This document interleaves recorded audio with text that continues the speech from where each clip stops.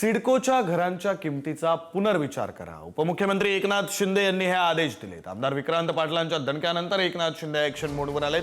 अव्वाच्या सव्वा किमती मांडणाऱ्या सिडको अधिकाऱ्यांवर शिंदेंनी ताशेरे ओढलेले आहेत. महागड्या घरांच्या किमतीत बदल करावे, सर्वसामान्य नागरिकांना परवडतील अशा घराच्या किमती करा, असे आदेश एकनाथ शिंदेंनी दिलेले आहेत. मुख्यमंत्री मोदयांनी त्यांना कडक शब्दात सांगितलं की हे चालणार नाही. गरिबांना न्याय देण्यासाठीचा हा विषय, हा प्रधानमंत्री आवास योजनेचा प्रोजेक्ट आहे आणि त्यामुळे तुम्ही पुन्हा एकदा ह्यात काम करा. प्रायव्हेट बिल्डरला स्वतःची जमीन विकत घेऊन जर परवडतं तर सिडकोला सरकारी जमिनीवर का नाही परवडत?